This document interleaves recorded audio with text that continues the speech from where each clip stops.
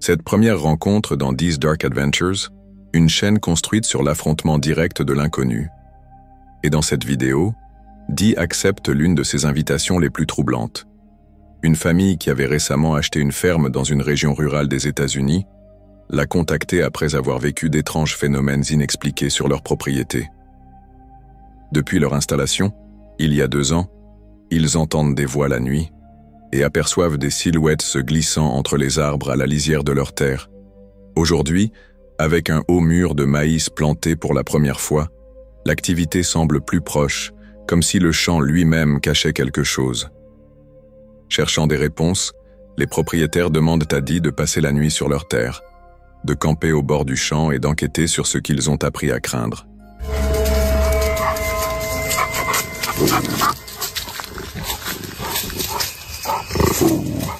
What, dude? Hi, I know your name's Leo. I just met these 2 dogs. What is going on? What do you see? I'm not even ready. Oh. Dude, I can't do this.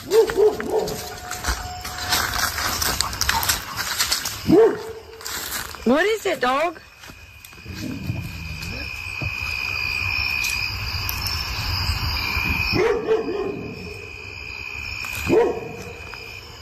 Okay, so I'm gonna go ahead and start this. Alors qu'elle met le pied sur la propriété, Dee est présentée aux chiens de la famille, des animaux agités qui semblent étrangement en alerte dès qu'ils approchent du champ de maïs.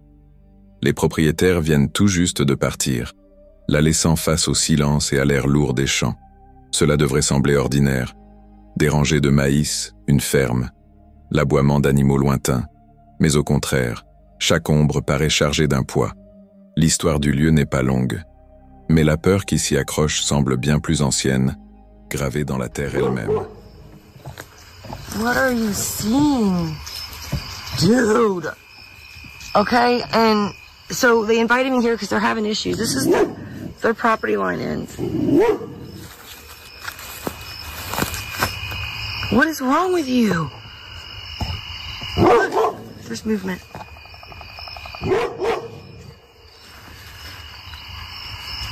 He's kicking up dirt. Okay, so she introduced me to her dogs, and so I went and got all my equipment. They had to leave for a soccer game. They might be barking the whole time. There's nothing I can do about that.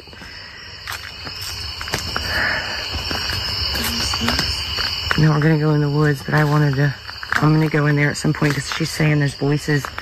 She stood in here and she can hear them talking. But she won't come out here at night.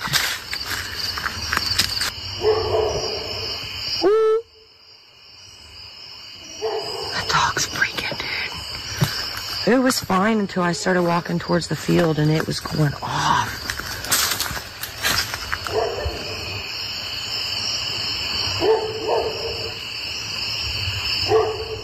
Plus Dee s'avance dans la propriété, plus le malaise s'intensifie. Les chiens se mettent à aboyer frénétiquement, comme pour la mettre en garde, leur voix déchirant le silence. Au sol, elle remarque d'étranges tas de maïs qui ne semblent pas avoir été rassemblés par une machine ni par des animaux, mais plutôt disposés délibérément. Et puis, porté par le vent, résonne un long hurlement creux.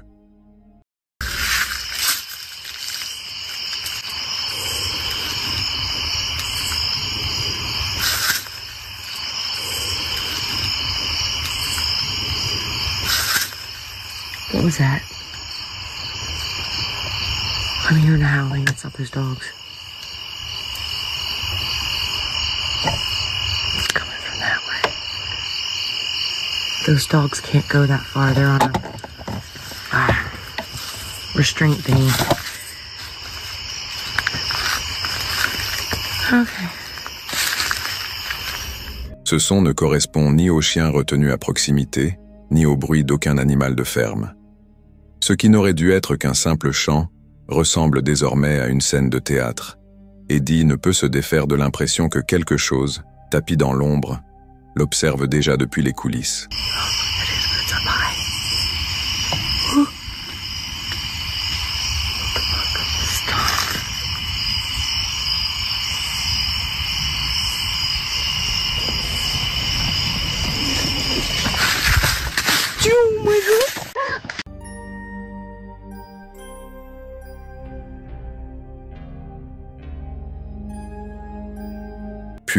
Un mouvement.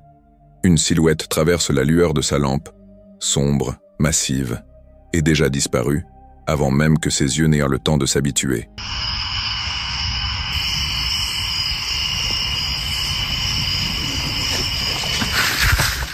Oh my god! What I just saw, I don't know what I just fucking saw, dude. Screw that, screw that, screw that. What was that?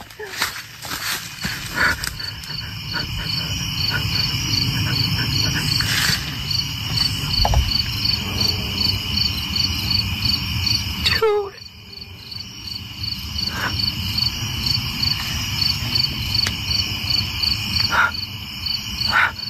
Guys, I can't do this. I don't know what I just saw. I don't know. It could have been a deer. I don't know. Huh, hi. Un instant, elle se persuade que ce n'était peut-être qu'un cerf. Mais le doute s'impose aussitôt. La silhouette n'était pas la bonne. Le mouvement paraissait anormal. Pire que la vision elle-même, c'est l'effroi qu'elle laisse derrière elle. Cette certitude qu'une chose capable de se dissimuler si aisément est en train de tourner autour d'elle, invisible dans l'obscurité. Ce qui suit est une suite de moments qui minent peu à peu sa détermination. Derrière les arbres, elle distingue fugitivement des formes mouvantes. Son faisceau de lumière balaie la silhouette de quelque chose de large et dressé, aussitôt englouti de nouveau par l'ombre. L'air transporte des sons qui n'ont rien à faire là, des appels graves, des pas bruissants semblant se rapprocher de plusieurs directions à la fois, et même ce qui ressemble à une voix tranchant la nuit. Tout devient désorientant, une fusion de naturel et d'inhumain qui rend chaque choix dangereux, avancer au risque de tomber sur ce qui l'attend, ou reculer, et laisser le mystère irrésolu.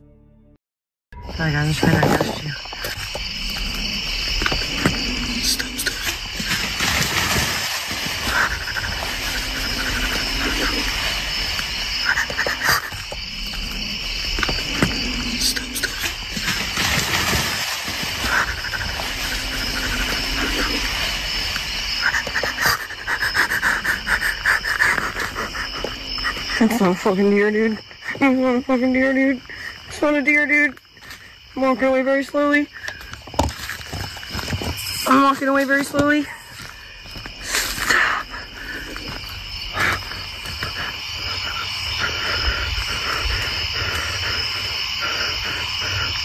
That was violent, dude.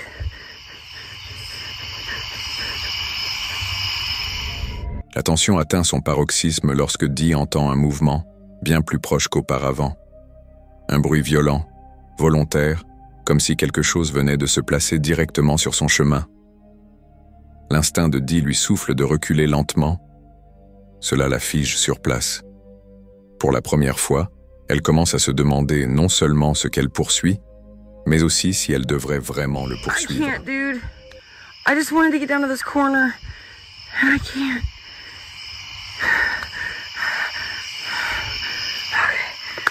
Dude, this is stupid. This is stupid. Where was it?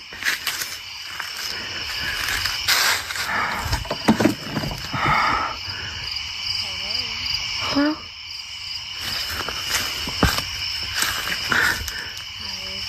Hi, hi. Again. Same spot. I heard movement. Hold on. I don't remember where it was at. Oh, shit.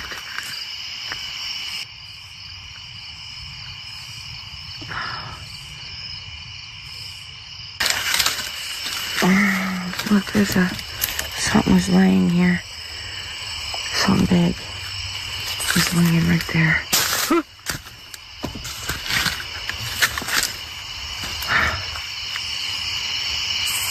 Oh, my God. Look, there's something was laying here. Something big was laying right there.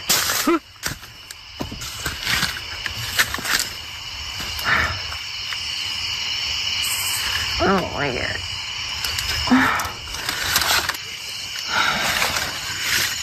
There's a lot of laid down and broken in the middle of this. Les signes d'une présence sont partout.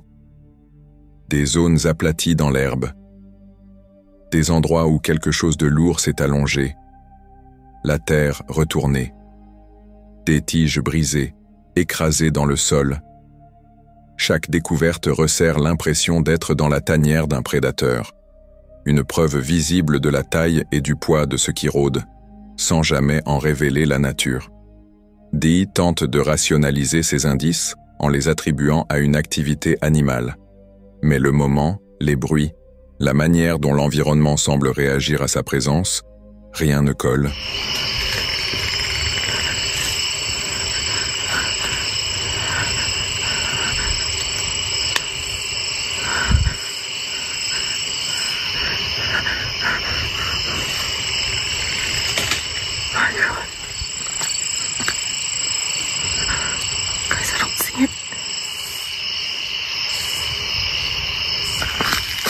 No.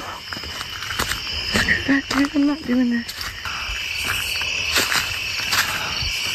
I was gonna go in the woods, but I'm good.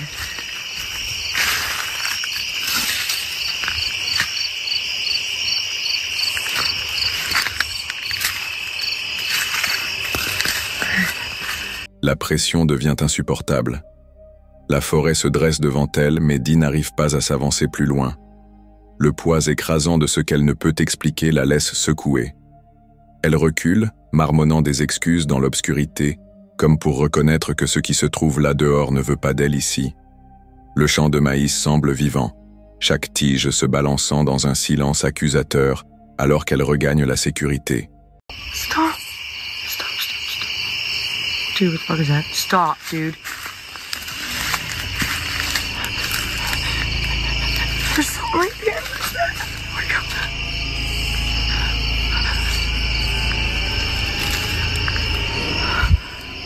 I don't remember that being there.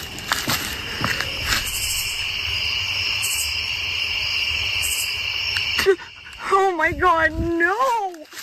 Oh, fuck that shit, dude! La panique la submerge complètement. Sa voix tremble, sa lampe vacille. Et enfin elle avoue ce que les spectateurs avaient déjà pressenti. C'était trop. Elle ne voulait pas camper sur ces terres. Certaines énigmes résistent plus que d'autres. Et dans ces moments, tout ce qui compte, c'est de partir avec sa santé mentale intacte. La nuit s'acheva sans apporter de réponse claire. Mais ce que Dee a vécu et filmé restera probablement gravé à jamais. Une chose était certaine. Les propriétaires ne s'étaient pas trompés. Il y a quelque chose dans ces champs, quelque chose qui semble hors de place, refusant toute explication. Qu'il s'agisse de peur, d'imagination, ou de quelque chose de bien plus surnaturel, la vérité reste la même. Les rencontres les plus terrifiantes ne sont pas toujours celles que l'on voit clairement, mais celles qui disparaissent au moment même où l'on réalise leur présence. Qu'en pensez-vous? Dee a-t-elle vraiment été entourée par quelque chose d'ensorcelant et d'autre mondain? Ou n'était-ce que l'esprit, remplissant le silence d'ombre, et tandis que son récit nous laisse nous interroger sur ce qui s'est réellement rapproché d'elle cette nuit-là?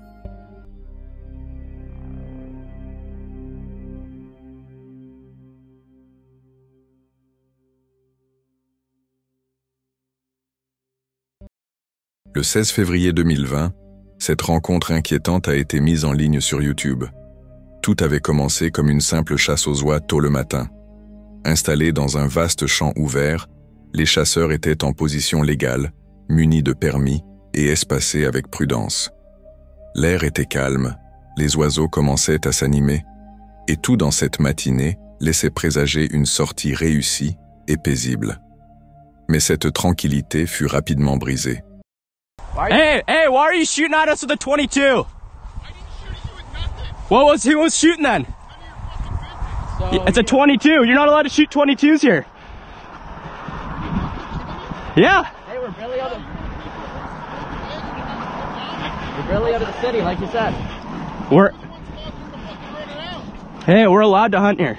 All right, I'm allowed to hunt over there. Okay. Hey, go ahead. All right. Why are you backing up? Huh? Why are you backing up? You want to come to the other side of the fence and solve it? Sure. Go somewhere else. I will scare every fucking bird away all day. Yeah. Have fun. Really? What's unlawful about it? I'm standing on the other side of that fence and you guys are shooting in my direction. No, we're not. I'll give you a f***ing break already. You're a fucking dumbass. I'm violent. You're killing birds. Dude, we're allowed to kill birds. I really don't give a shit. Okay, well, we don't either, so f off. You guys are fucking scaring the shit out of horses. Okay, and you're scaring them by shooting 22. You're a little f***, and I didn't shoot a 22. Whoa, whoa, whoa, whoa, whoa, whoa. À distance, un homme inconnu s'approcha, non seulement à pied mais armé. Portant ce qui semblait être un fusil de type Boeing Tuto, il arriva bruyant et en colère, confrontant les chasseurs avec des accusations et des cris. La confrontation escalada presque immédiatement. Il ne se contenta pas de hurler, il fit feu avec son arme, non pas comme un signal ou un avertissement, mais d'une manière qui força le groupe à se demander s'il était réellement menacé. Les chasseurs restèrent calmes, choisissant de ne pas répondre à l'agression par l'agression. À la place, ils tinrent leur position et tentèrent de clarifier la légalité de leur chasse. Mais cela n'eut aucune importance. L'homme n'était intéressé ni par les règles ni par la raison, seulement par le chaos. Il commença à arpenter la colline, menaçant d'effrayer tous les oiseaux, de ruiner la chasse et de prétendre que le terrain n'était pas légal pour tirer. Pourtant, selon toutes les réglementations, les chasseurs étaient dans leurs droits. Des moments comme celui-ci rappellent une réalité. Dans certains environnements extérieurs, le plus grand danger n'est pas la faune, mais les autres personnes. Le comportement erratique de l'homme, associé à la présence d'une arme chargée, créait une situation volatile où tout pouvait mal tourner. Finalement, le groupe décida d'alerter les forces de l'ordre. Le comportement de l'homme avait franchi la ligne entre harcèlement verbal et danger réel. Il n'y eut pas de combat physique, ni d'échange de tirs, mais la menace était bien réelle. La peur était justifiée. La confrontation se termina sans violence, mais le message qu'ils en tirèrent est que, même dans des espaces ouverts destinés à la paix et au sport, certaines rencontres peuvent basculer en un instant.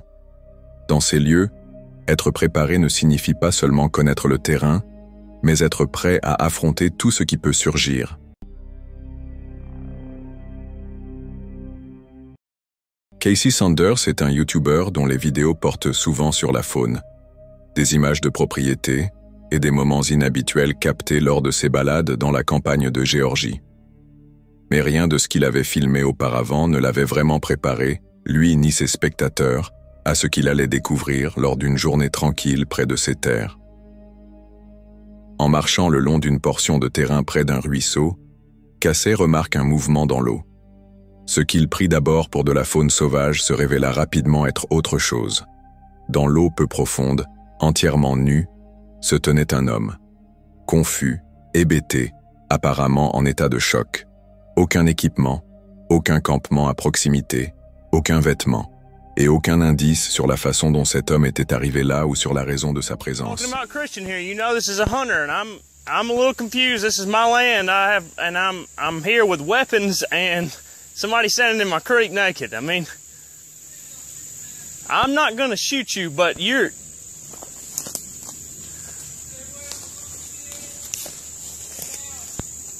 What?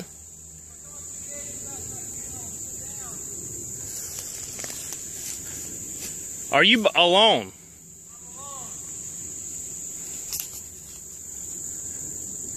If I see somebody else, this will not be good.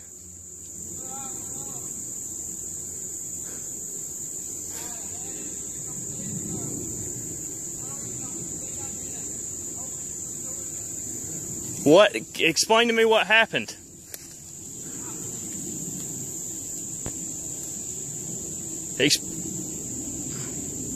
Can you...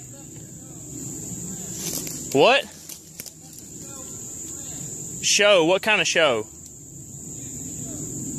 Do you know what it was called?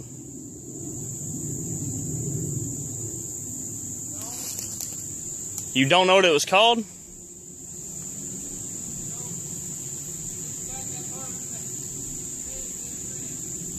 Huh?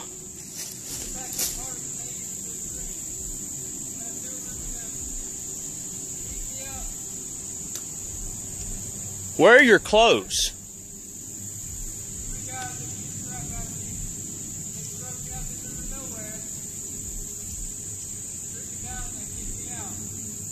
Where? You don't know where your clothes are? Dès le début, il était clair que quelque chose n'allait pas. L'inconnu était désorienté et incapable de répondre à des questions simples. Il ne savait pas où se trouvaient ses vêtements. Il ne savait pas depuis combien de temps il était là.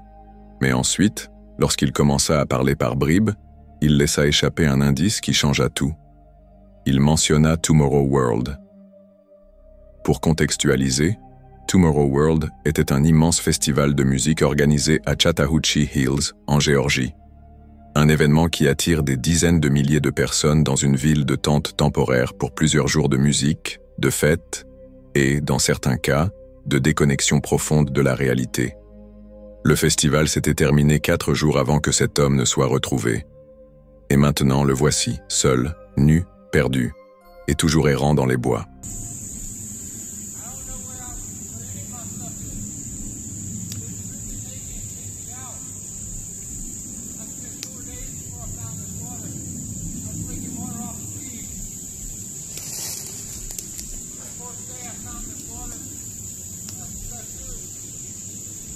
You've been on this creek for 4 days.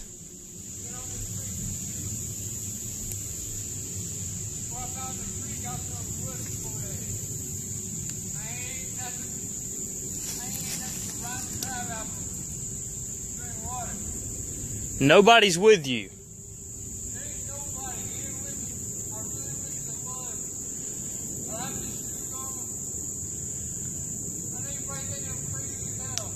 I mean, you gotta look at it from my standpoint. Listen, you know you're not far from... You know, you went to Tomorrow World, I'm guessing? What? Am I from... Okay, you're not far from the original place. Do you know where it's at in relation to where you live? Where do you live? No, better than that.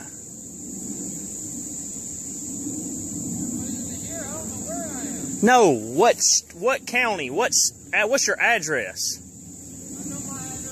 What is it?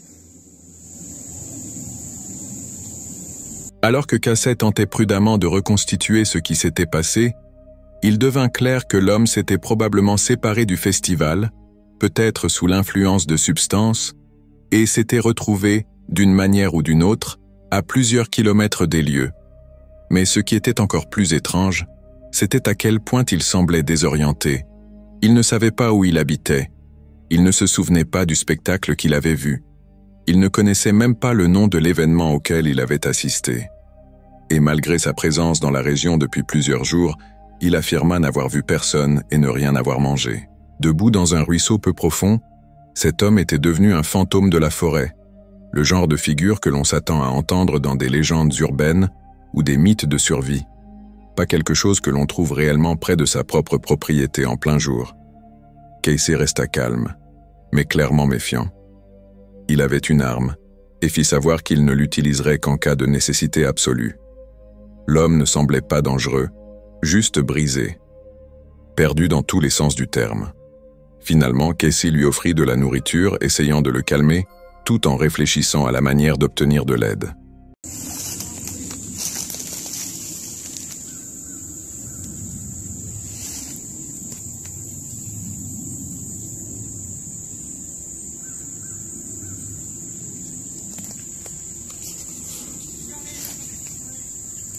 Hang on a minute, man. Hang on a minute. I got something to eat for you. Just don't do nothing stupid right now.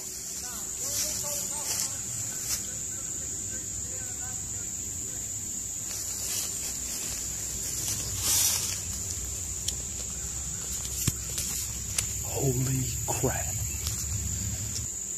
La vidéo ne se termine pas par une confrontation ni un drame, mais par une sorte de silence hanté. Ce n'était ni un criminel, ni un animal sauvage, ni une mise en scène pour YouTube. C'était un être humain, errant seul depuis des jours, déshydraté, mentalement confus, à peine capable de parler pour lui-même. Les spectateurs spéculaient sur ce qui avait pu se passer. Certains blâmaient des substances, d'autres se demandaient s'il avait subi une blessure à la tête. Quelques-uns même soupçonnaient qu'il y avait plus dans cette histoire, quelque chose de plus sombre, caché entre les lignes. Ce qui est certain, c'est que si Casey ne l'avait pas trouvé, nul ne sait ce qui aurait pu arriver ensuite. Laissé plus longtemps dans les bois, son état aurait pu se détériorer rapidement. Exposition aux éléments, famine ou un simple faux pas aurait pu être fatal. Que pensez-vous de cette rencontre? Faites-le moi savoir.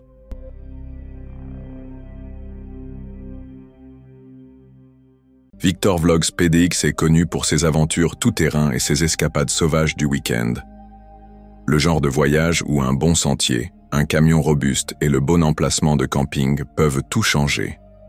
Dans cette vidéo, ce qui avait commencé comme une paisible escapade dans la nature de l'État de Washington s'est rapidement transformé en toute autre chose. C'était la première fois que Victor explorait l'État de Washington, et le voyage était pensé pour être court mais marquant. Back to another video. We are finally getting back out on the trail, and believe it or not, this will be our very first time exploring Washington. We are going to be heading up that trail right behind me there. I found this trail on Onyx, and we wanted to get away for a quick weekend. This trail will lead to what I hope is going to be a pretty epic view of Mount St. Helens. All right, so we're about halfway down. It is about the nicest, well-maintained forest road you could probably ask for. Very few washboard sections so far, hardly any potholes. It has been smooth sailing. We've seen a couple other cars here and there. Lots of animals already. A couple deer. We saw a hawk sitting in the middle of the road. We tried to get it, but it took off before we could get the camera rolling. We're about halfway there, and nice, beautiful trail. The weather is absolutely beautiful. It's 65 outside right now. That gives me hope of chasing the dream of seeing the core of the Milky Way with my own eyes. Tonight, we have probably a good chance from about 11 o'clock till midnight. Should be nice and dark before the moon comes up right around that time. So as long as these clouds hold off, then we should be able to see it. We are going to continue on the trail and see what else it has to show us. All right, so I hiked down to our primary spot, and it's pretty tight.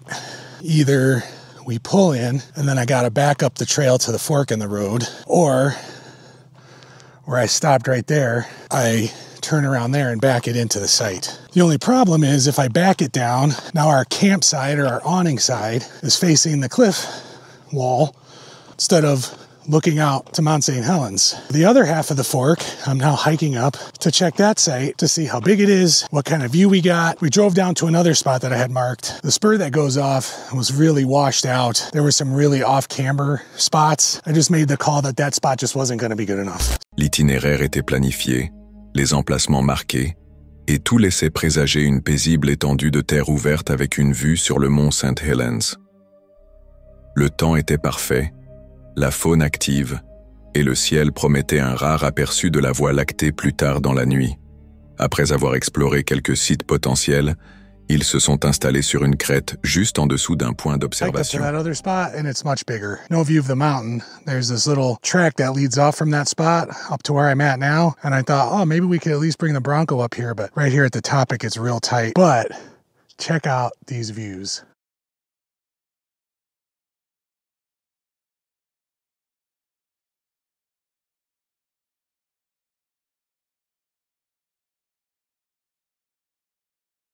So let me hike back down all the way to the car, see what Melissa wants to do. It's still great views. Basically, we're up on a ridge here. So the one campsite's on the one side of the ridge where you can see Mount St. Helens, and the other campsite is on the other side of the ridge where you can just see into northern Washington for miles. So might have to stick with this one.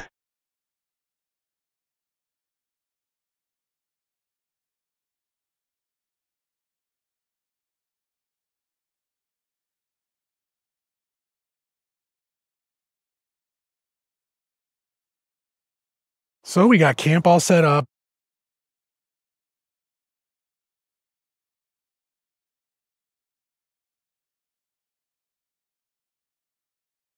So we got everything set up here. Let me show you our view. So not too shabby.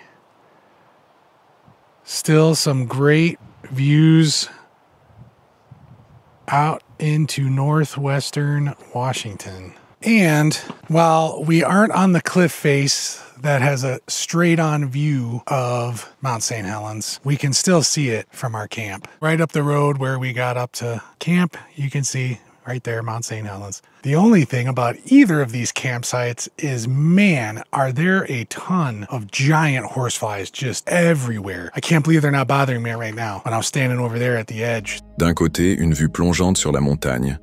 De l'autre, un vaste panorama du nord de l'État de Washington. Alors que le soleil déclinait et que l'air se rafraîchissait, le camp fut installé.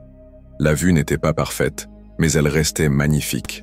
Well, we had some awesome nachos for dinner. The sun is starting to go down. We had a good first little night here at camp, and tomorrow we are going to kind of backtrack on the trail that we came up. There's another one that heads down the south side of the ridge towards the river, and it looks like there's a spot maybe you can park down there and walk down to the river. So we are going to do that. We are going to chill out the rest of the night. Hopefully we get a good sunset. I'm not quite sure because there's some clouds moving in, but I'm hoping that the southern sky, which so far seems to be mostly clear, stays that way so that finally I can capture the Milky Way either with my own eyeballs or with a camera.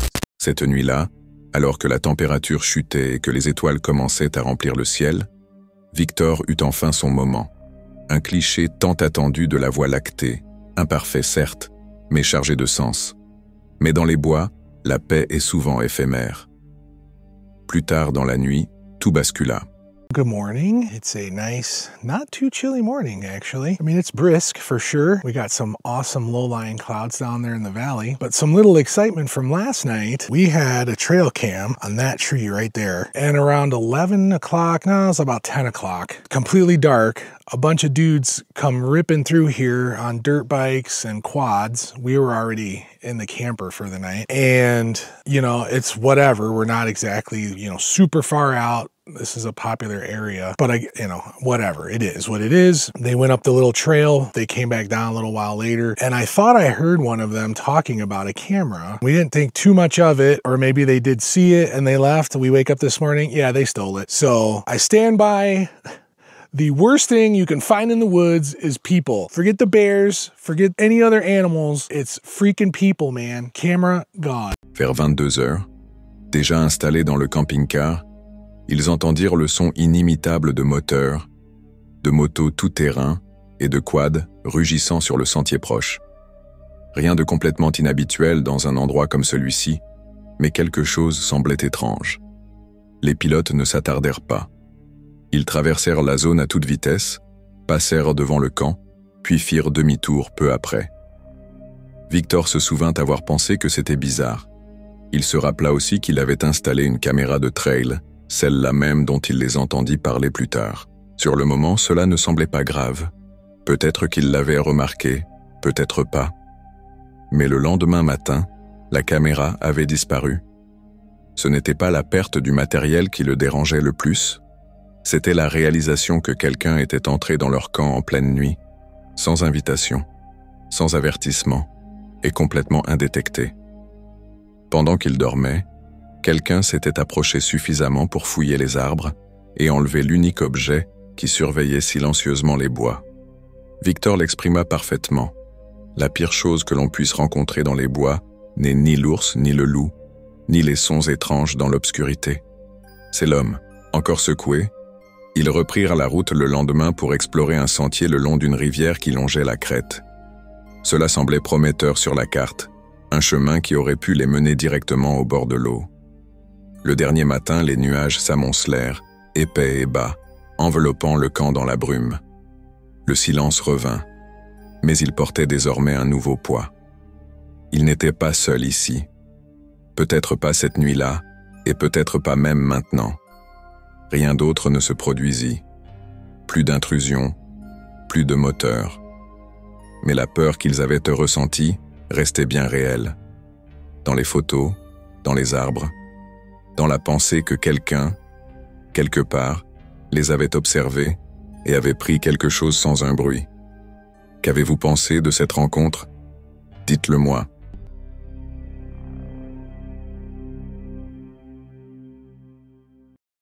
Le 14 août 2012, ces images troublantes ont documenté une expérience qui continue de terrifier ceux qui les ont vues. Non pas à cause de ce qui est vu, mais à cause de ce qui est entendu. L'événement s'était produit quelques semaines plus tôt, le 8 juillet 2012, lorsqu'un couple s'était retrouvé bloqué sur une route isolée près de Clipper Mills, en Californie. Sans réseau mobile, sans véhicule de passage, et à des kilomètres de la maison la plus proche, ils n'avaient d'autre choix que de passer la nuit dans leur camion, en attendant le jour. Et, espéraient-ils, de l'aide. C'était une nuit chaude et calme, le genre de silence qui s'installe habituellement dans les zones sauvages reculées. Un silence qui, dans la plupart des cas, est paisible, mais pas cette fois. Vers 22 heures, un son inexpliqué jaillit de la forêt environnante. Les chiens du couple, qui d'ordinaire aboient à tout animal ou personne, tombèrent soudainement dans un silence complet. Leurs corps se raidissent, leurs oreilles se dressent, mais ils ne font aucun bruit, comme s'ils savaient instinctivement que toute réaction pourrait attirer quelque chose qu'ils ne voulaient pas près d'eux. See, that's a dog.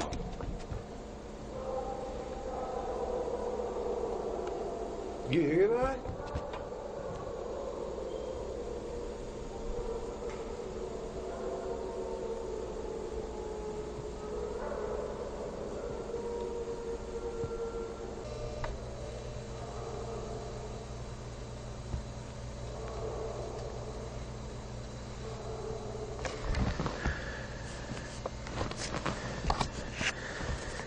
Juno, what is that? Stay here, Juno. Juno, stay here.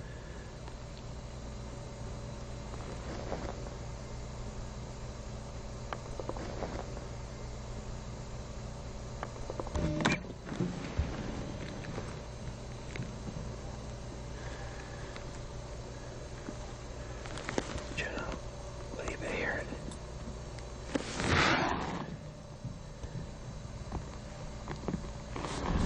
What are you hearing through the...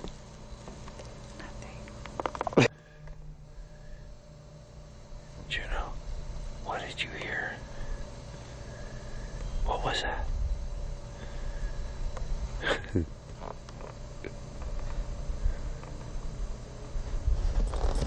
Ce qui suivit fut un assaut incessant de vocalisations surnaturelles qui déferlaient à travers les arbres par vagues.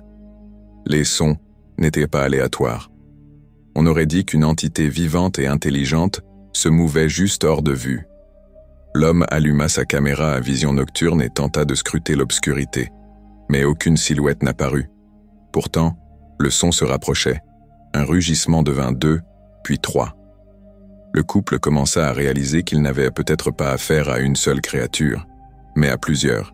Quelle qu'elle soit, elles semblaient communiquer entre elles, ou simplement entourer le véhicule.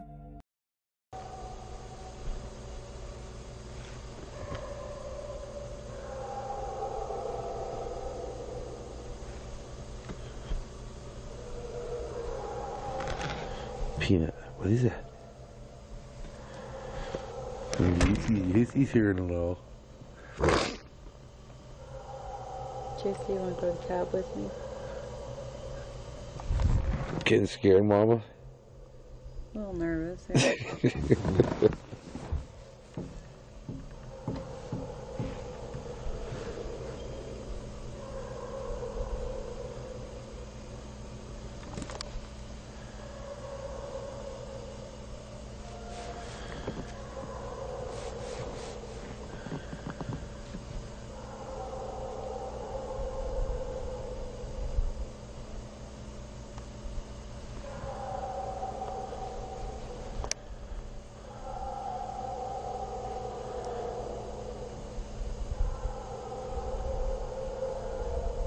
Bears don't do that.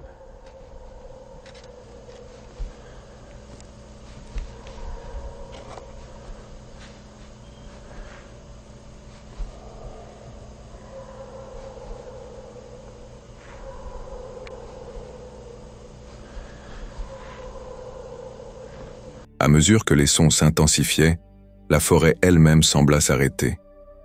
Il y eut un silence, seulement interrompu par ces rugissements rythmiques et inhumains qui continuaient, sans pause, pendant plus de 14 minutes.